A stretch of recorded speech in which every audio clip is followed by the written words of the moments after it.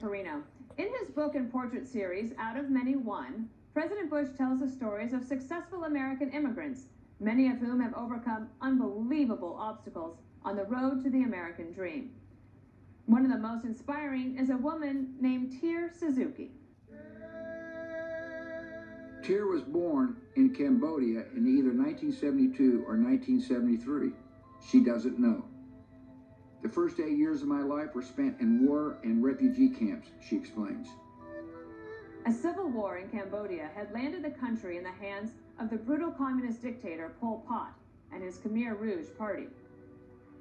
We were living in the capital of Cambodia, which is Phnom Penh, and the Khmer Rouge, after they won the war, wanted everybody in the city to move out of the city and into the countryside, into labor camps.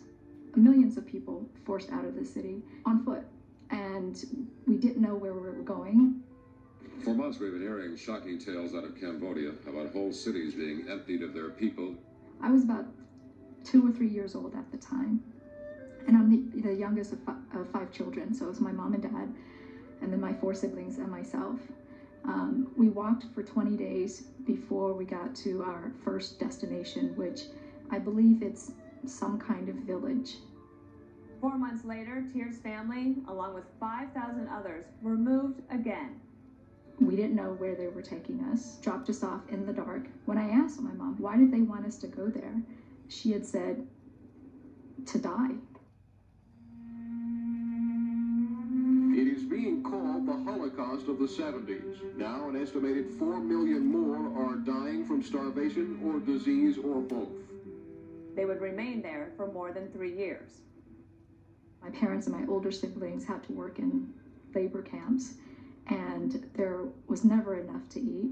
I mean, a meal is basically rice porridge, which is mostly water and a few grains of rice. Thear's family of 7 managed to survive the genocide, which took place on sites across Cambodia, now known as the Killing Fields. They worked in forced labor camps and lived in the jungle for years before escaping to a Thailand refugee camp in 1979. The Cambodian government reportedly has fallen. Cambodian rebels say they've captured the capital city of Phnom Penh, overthrown Premier Pol Pot, and grabbed control of most of the country. When the South Vietnamese defeated the Khmer Rouge in 1979, Dana, it took us 6 months to walk from wherever we were back to Phnom Penh. 6 months of walking through the jungle just to get back to what was left of their former city. But by then, it had been destroyed. When you're in the refugee camps, the #1 thing that we wanted was someone to sponsor us to go to other parts of the world. They were connected with the U.S. Conference of Catholic Bishops' Migration and Refugee Services Office, which sponsored them to come to the United States. I had never been to school, so obviously none of us spoke any English, and so as an 8-year-old, I started school in the 3rd grade. The sponsoring organization helped my parents find jobs, found us governmental housing, so we lived in the projects, and they also helped us apply for food stamps. 3 months after arriving, Thear's family was off of government assistance and supporting themselves. Obviously, your parents went through a lot and getting you all here. What was their goal once they arrived? Well, the #1 goal for my parents was to work hard to provide food, for the family. And they wanted the children to have the ability to just focus on school. They never bought anything for themselves. I'm just incredibly proud of their ability to rebuild their lives here. Thear went on to become student body president of her high school and got a leadership scholarship to Southern Methodist University. Today, she leads a team of 19,000 employees at Ernst & Young while raising 4 boys. In 2019, she graduated from the Presidential Leadership Scholars Program, a collaboration of the Bush, Clinton, and Lyndon Johnson Presidential Centers. Thear Suzuki. I was graduating, and we were all lined up waiting for President Clinton and also President Bush to come join us in the photo. And when they arrived, with a big smile, he said, "I painted you today."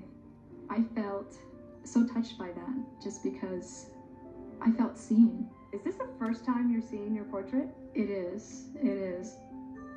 That must be quite something. It's so humbling. She's got a big heart and she's full of courage. Thear, when you first saw this yesterday, do you mind sharing with the president what you said to me about how it made you feel? So I told Dana yesterday, President Bush, that I felt seen. Interesting. And I haven't always felt seen. Yeah. So Thear, think about, I mean, little tiny Thear is escaping across Cambodia, ends up in the United States and with nothing except her dream and hard work and parents who loved her. And is now the mother of 4 boys and is a very significant player in the business community, but equally importantly, a significant player in the compassion community. She is active in many nonprofit organizations and foundations that give back to the community because she appreciates all the help that she received through the years. It's really important for me that my children understand how I got here, and it wasn't by myself. Yes, I worked hard, but I had a lot of help. Americans have got to understand that when you have somebody who comes from a dire situation and takes enormous risks to get here, like your family did, the thankfulness and the willingness to be a part of the American scene is very powerful.